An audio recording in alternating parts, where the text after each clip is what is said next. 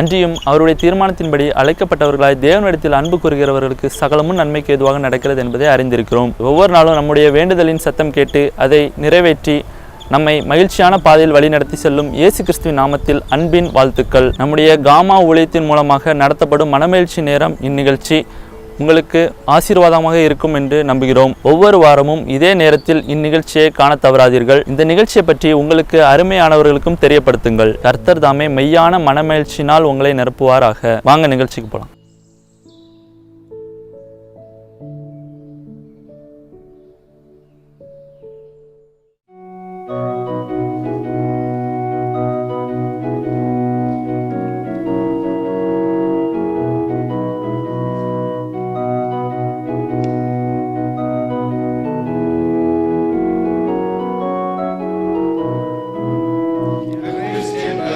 Christian birth of authority, beneath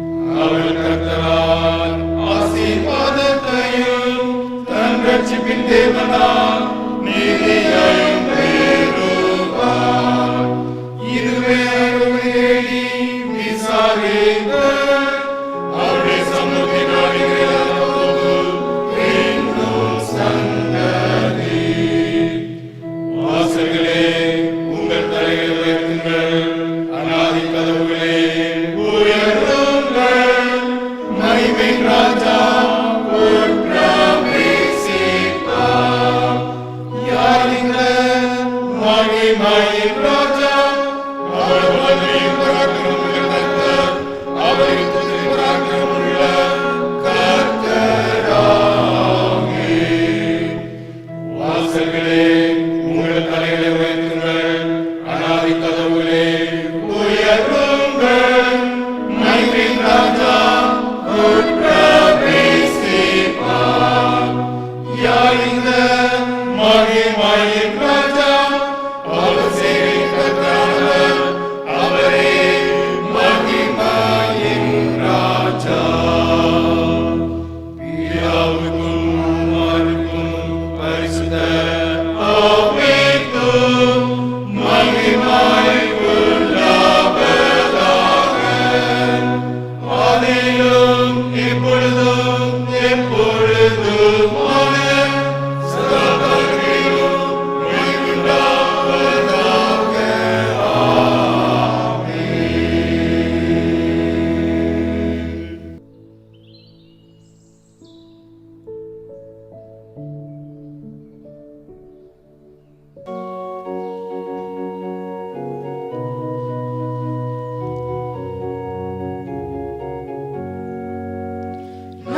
இயேசு ராஜாவே, இதோ வேகம் வராரே, அதிவேகமாய் செயல்படுவோம். இயேசு கிறிஸ்துவின் சீடராகுவோம், விசுவாசத்தில் முன்னடப்போம். இனி எல்லாருமே அவர் பணிக்கெனவே ஒன்றாய் நாளும் உழைத்திடுவோம். நம் இயேசு ராஜாவே, இதோ வேகம் வராரே, அதிவேகமாய் செயல்படுவோம். நம் இயேசு ராஜாவே, இதோ வேகம் வராரே, அதிவேகமாய் செயல்படுவோம். மனிதர் யாரிடமும் பாசம் காட்டுவோம், இயேசு மந்தைக்குள் அழைத்திடுவோம். அதி உற்சாகமாய் அதி சீக்கிரமாய் ராஜபாதையை செம்மையாக்குவோம். நம் இயேசு ராஜாவே, இதோ வேகம் வராரே, அதிவேகமாய் செயல்படுவோம். நம் இயேசு ராஜாவே, இதோ வேகம் வராரே, அதிவேகமாய் செயல்படுவோம். சாத்தானின் சரீரத்தை தகர்த்திடுவோம், இனி இயேசுவுக்காய் வாழ்ந்திடுவோம். இந்த பார்முழுதும் இயேசு நாமத்தையே எல்லா ஊரிலும் எடுத்துரைப்போம். நம் இயேசு ராஜாவே, இதோ வேகம் வராரே, அதிவேகமாய் செயல்படுவோம். நம் இயேசு ராஜாவே, இதோ வேகம் வராரே, அதிவேகமாய் செயல்படுவோம். ஆவியாத்மாதிகம் அவர் பணிக்கே, இனி நான் அல்ல அவரே எல்லாம் என முடிவு செய்தோம். அதில் நிலைத்திருப்போம், அவர் நாளே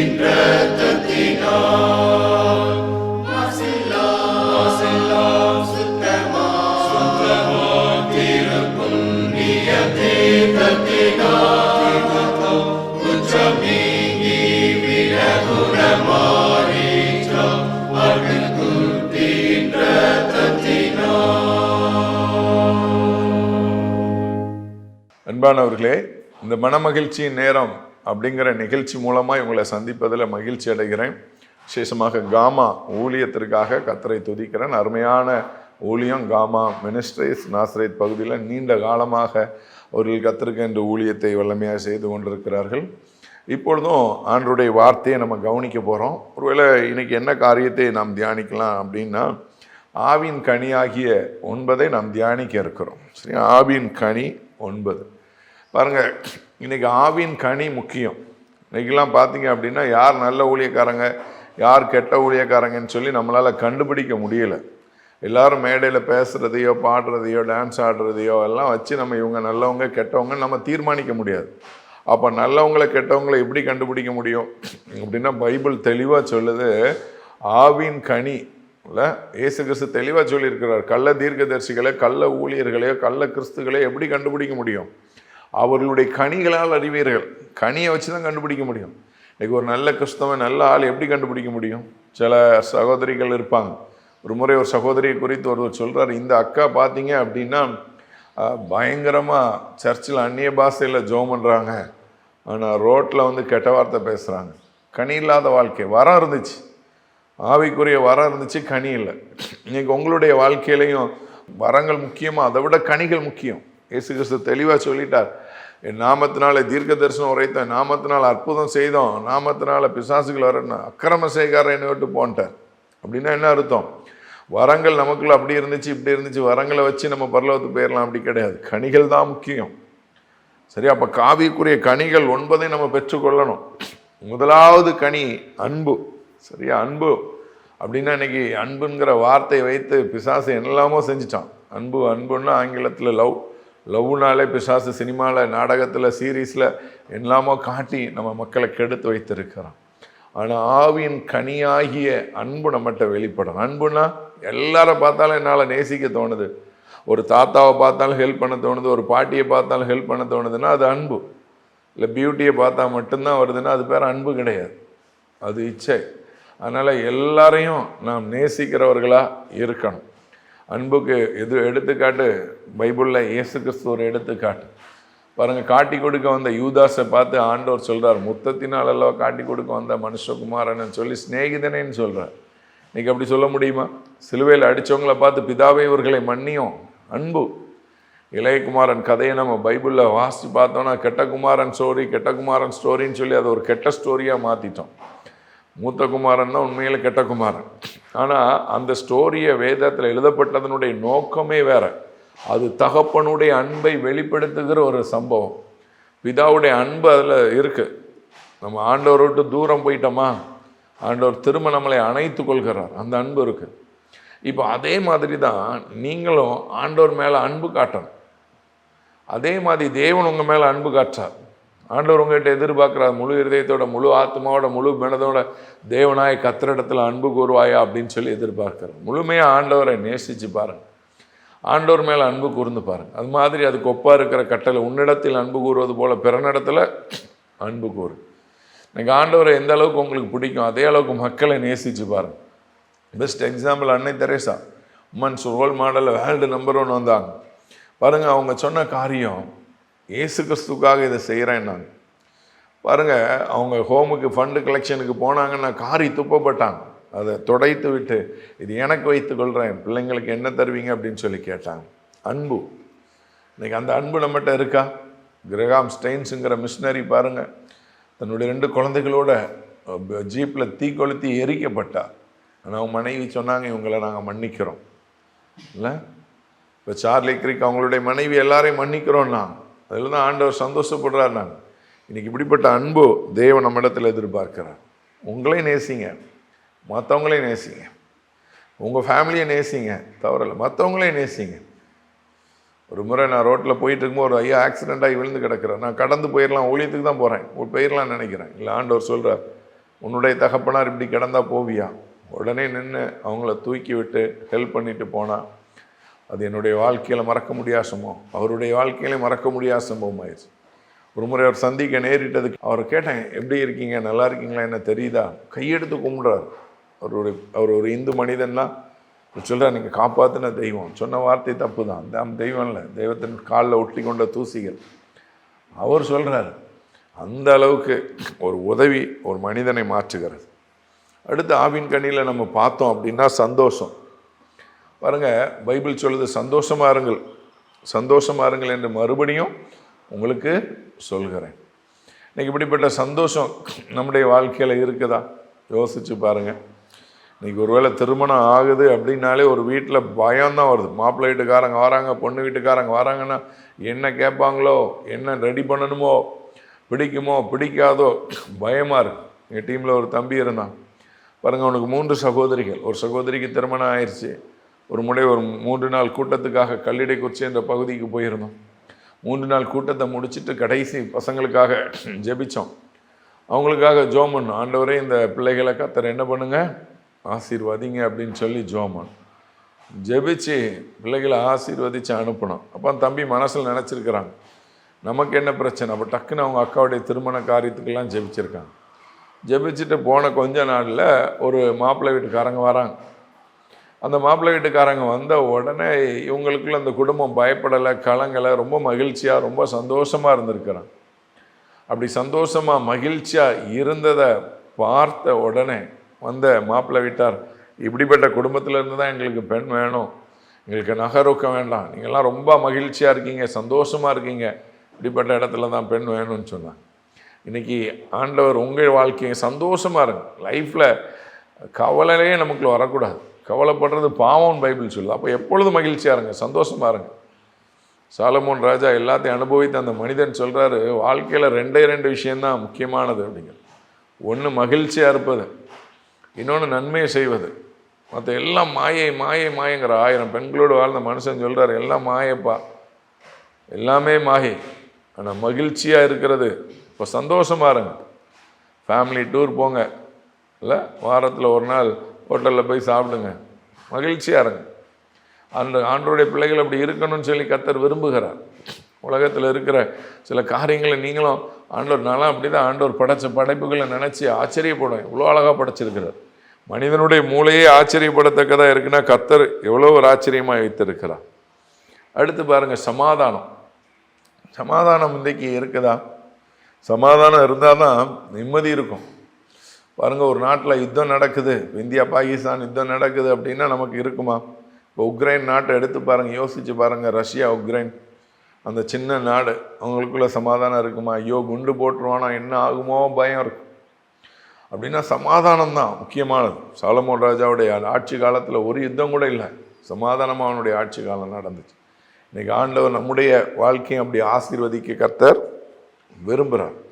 பாருங்கள், அப்படிப்பட்ட சமாதானத்தை தேவன் நம்முடைய வாழ்க்கையில் எதிர்பார்க்கிறார். இந்த சமாதானம் நம்மகிட்ட இருக்குமா? யோசிச்சு பாருங்கள். சமாதானத்தை குறித்து ஒரு இடத்துல பிரசங்கம் பண்ணேன். நம்முடைய மக்கள் எடுத்துக்கிட்டிங்க அப்படின்னா, ஒரு குறிப்பிட்ட சிஎஸ்ஐ திருச்சபை அவங்க 2 டீம் ஆகிட்டாங்க. 2 டீம் ஆகி சர்ச்சில் 2 அசனம். நம்ம மக்களை பாராட்டணும், என்ன பண்ணாலும் ஒரு நல்ல காரியம் செஞ்சுருவாங்கல்ல. 2 அசனத்துக்கு 2 கன்வென்ஷன். ஒரு கன்வென்ஷனில் நான் மெசேஜ், நான் பிரசங்கத்துக்கு ப்ரிப்பேர் பண்ணால் கர்த்தர் சொன்னது சமாதானத்தை குறித்து பிரசங்கம் பண்ணேன். முடிஞ்ச உடனே ஒரு ஐயா ஓடி வந்துட்டார், மைக்கை பிடுங்கிட்டார். என்ன பிரச்சனையோன்னு யோசிச்சா சமாதானத்தை குறித்து அவர் அழகாக அந்த காரியத்தை குறித்து அவர் பேசினார். நான் சபையில் இந்த குடும்பத்து மேலே கசப்பாக இருக்கிறேன், என்னை மன்னிச்சிருங்க. பாருங்கள், இன்றைக்கு வரைக்கும் அந்த சம்பவம் என்னுடைய வாழ்க்கையில் எத்தனையோ பிரசங்கம் பண்ணியிருக்கிறோம், அது மறக்கலை. சமாதானம். ஒரு காலத்தில் நானும் சேட்டை பண்ணிட்டு நிறைய எதிரிகள்லாம் வச்சுருந்தேன். ஆண்டவருடைய பிள்ளையாக மாறின உடனே பைபிளில் வாசித்த முதல் வசனம் பிடிச்சது, சமாதானம் பண்ணுகிறவர்கள் பாக்கியவான்கள், அவர்கள் தேவனுடைய புத்திரர் எனப்படுவார்கள். மலை பிரசங்கத்தில் வாசித்ததுனால ஆண்டவரை அந்த சமாதானமானு சொல்லி எதிரிகள் இடத்துல எல்லாம் ஒப்புரவானேன். இன்றைக்கி நான் பார்த்தீங்க அப்படின்னா ஊழியக்காரன் ஆகிட்டேன். எதிர்காங்கில் இருந்த தம்பி பார்த்தீங்கன்னா போலீஸ்காரன் ஆகிட்டான். ஒரு முறை கன்னியாகுமரியில் ஊழியத்தை முடிச்சுட்டு நான் வரேன் பைபிளோட, அவன் எல்லாத்தையோடு நிற்கிறான். ஆனால் நான் சமாதானம் ஆனதுனால பார்த்தீங்க அப்படின்னா அந்த தம்பி என்னோடு வந்து ஒப்புரவாகி கொண்டான். இன்றைக்கி சமாதானமாக இருக்கணும், குடும்பத்தில் சமாதானமாக இருக்கணும், வீட்டுக்குள்ளே சமாதானம் இருக்கணும், எல்லா இடத்துலையும் சமாதானமாக இருக்கணும். பஸ்ஸில் ஒரு முறை பிரயாணம் பண்ணி போகும்போது ஒரு தம்பி அவன் பாருங்கள் பஸ்ஸுக்குள்ளே கேப் போட்டிருந்தான். அடே என்னடா வெயில் அடிக்குதா மழை பெய்யுதா, அங்கே எதுக்குடா கேப் போட்டிருக்க அப்படின்னு சொல்லி கேட்கும்போது அவன் சொன்னான், எனக்கு என் தம்பிக்கும் பிரச்சனை, நீ என்ன படிக்கிற 9th, அவன் என்ன படிக்கிறான் 6th, உங்கள் 2 பேருக்கு என்னடா பிரச்சனை அப்படின்னு கேட்டால், இல்லை என்னோடய தம்பி பார்த்தீங்க அப்படின்னா இந்த மாதிரி என்கிட்ட சண்டை போட்டான். நான் ஒரு சேனல், அவன் ஒரு சேனல் பார்த்தோம். அந்த சேனலை பார்க்கக்கூடாது அப்படின்னு அவன் சண்டை போட்டான். கடைசியில் ரிமோட்டை உடைச்சிட்டான்.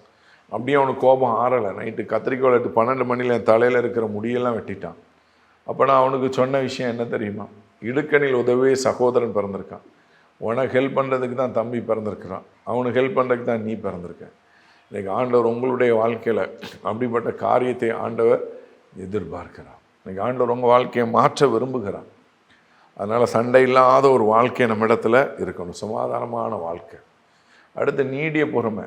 பொறுமைன்னு எழுதியிருக்கலாம்ல, எழுதும்போதே நீடிய பொறுமை. இன்றைக்கி நீடிய பொறுமை வரணுமா? ரேஷன் கடையில் போய் நில்லுங்க, லைனில் நில்லுங்க, நீடிய பொறுமை வந்துடும். எலெக்ஷன் டைமில் ஓட்டு போட லைனில் நில்லுங்க, நீடிய பொறுமை வந்துடும். ஆனால் மனிதர்கள் இன்றைக்கி எப்படின்னா எல்லாத்துக்கும் அவசரம் அவசரம் அவசரம், உடனே நடக்கணும் உடனே நடக்கணும் உடனே நடக்கணும் அப்படின்னு சொல்லி எல்லாரும் அவசரப்படுறாங்க. எதுக்கு எடுத்தாலும் அவசரம். சிலரும் பார்த்தீங்க சிட்டிலன்னா 2 நிமிஷத்தில் மேகி நூடுல்ஸ் செஞ்சு அப்படி சாப்பிட்டு 2 நிமிஷம் தான் அதில் செலவழிக்கணும் சமையலுக்கு நினைக்கிறாங்க. அவசரம், எல்லாத்துலேயும் அவசரம் இல்லை. நிறைய பேருடைய வாழ்க்கையில் எதுக்கு எடுத்தாலும் அவசரம். இன்னைக்கு இயேசு உங்களுடைய வாழ்க்கையை மாற்ற விரும்புகிறார். பாருங்கள், சமாதானத்தை தேவன் உங்களுக்கு தர விரும்புகிறார். நீடிய பொறுமை தர விரும்புகிறார். நீடிய பொறுமை சொல்லும் போதே நீடிய பொறுமை. சிட்டியில் கார் ஓட்டினா நீடிய பொறுமை தன்னால் வந்துடும். சில நேரம் பஸ்ஸுக்கு நீங்கள் போகணுன்னு நினைக்கும் போது பஸ் எல்லாம் ஆப்போசிட் சைடில் போகும். நீங்கள் சும்மா ரோட்டில் போனீங்கன்னா எல்லாம் 2 பக்கம் போகும். நீங்கள் போகணுன்னு நினைக்கும் போது அப்படி நடக்கும். ஏன்னா பொறுமையை கற்றுக்கொள்ளணும் இல்லை. ஒரு கம்பெனியில் நான் ஒர்க் பண்ணும்போது பார்த்தீங்க அப்படின்னா அங்கே இருக்கிற மேல் அதிகாரி கடினமாக நடத்துவார். கொண்டுடலாமா அப்படிலாம் தோணும். கடைசியில் பார்த்தீங்க அப்படின்னா அதுக்கு பிறகு என்னுடைய வாழ்க்கை மாறியது. 1 இயர் பொறுமையாக அவர் கீழே வேலை பார்க்கும்போது அந்த நீடிய பொறுமையை கர்த்தர் தந்தார். இன்றைக்கி உங்களுக்கு தர விரும்புகிறார். தயவு, மனித கண்களில் தயவு கிடைக்கணும், மனுஷன் கண்களில் தயவு கிடைக்கணும். பைபிளில் பார்த்தீங்கன்னா தானியேல் குடிக்க மாட்டேன்னு தீர்மானம் பண்ணுறான். பிரதானிகளின் கண்களில் தயவு கிடைக்க பண்ணான். இயேசு கிறிஸ்துக்கு மனுஷர் கண்களில் தயவு கிடைச்சது. இன்றைக்கி உங்கள் வாழ்க்கையில் அப்படிப்பட்ட தயவு இருக்குதா? யோசித்து பாருங்கள்.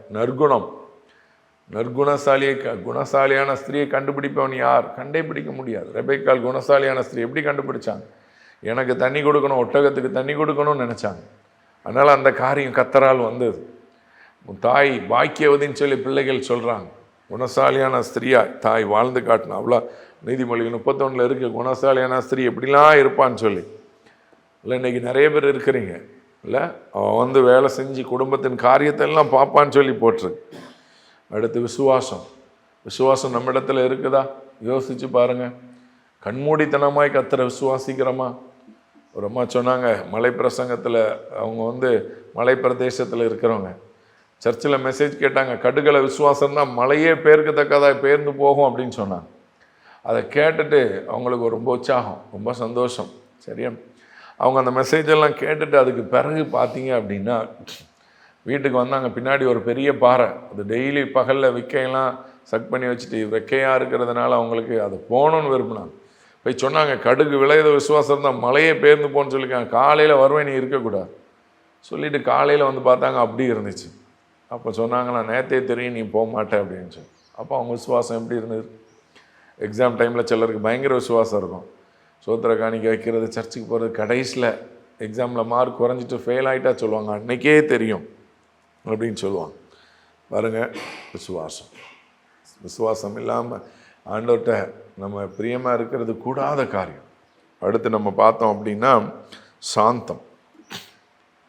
இல்லை சாந்தான்னு பேர் வச்சுருப்பாங்க, சாந்தம். மோசை குறித்து வேதம் சொல்லப்படுது, மோசை ஒரு டைமில் கொலகாரனாக இருக்கிறான். ஆனால் அவனை பார்த்து ஆண்டவர் சாந்த குணம் உள்ளவனார். 40 வருஷம் ஆண்டவர் வனாந்தரத்தில் விட்டுட்டார்.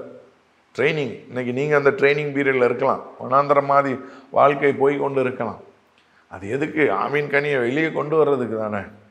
அதுக்கு பிறகு 40 வருஷம் ஆடு பின்னாடி மேய்ஞ்சவன் அப்புறம் 40 வருஷம் இஸ்ரவேல் ஜனங்களை வழி நடத்துகிற மிகப்பெரிய பொறுப்பை தேவனிடத்திலிருந்து பெற்றான். உங்கள் வாழ்க்கையை தேவன் ஆசீர்வதிக்க விரும்புகிறார். இச்சை அடக்கம். இச்சை அடக்கம் இருக்குதா? Self control. பாருங்கள், பின்னும் பிறனுக்கு உண்டான யாதொன்றை இச்சிக்காதீங்க. பிறனுடைய மனைவியோ வீட்டையோ நம்முடைய காரையோ பங்களா இச்சிக்கக்கூடாது. செல்ஃப் கண்ட்ரோல் நமக்குள்ளே இருக்கிறதா? நம்முடைய ரகசிய வாழ்க்கை ஆண்டவருக்கு விரோதமாக இருக்குதா? கிருபையை ஆண்டவர் மன்னிக்கணும், பரிசுத்தப்படுத்துங்கன்னு சொல்லி கேட்போமா? ஆண்டவர் நம்ம வாழ்க்கையை ஆசீர்வதிக்கணும். இச்சை அடக்கம் இல்லை அப்படின்னா அவ்வளோதான். ஏசாமி உங்கள் வாழ்க்கையை மாற்ற விரும்புகிறார். ஒரு கண் இடல் உண்டாக்கினால் பிடுங்கி தூர போற்று, கை இடல் உண்டாக்கினால் வெட்டி போற்றுங்கிறார்.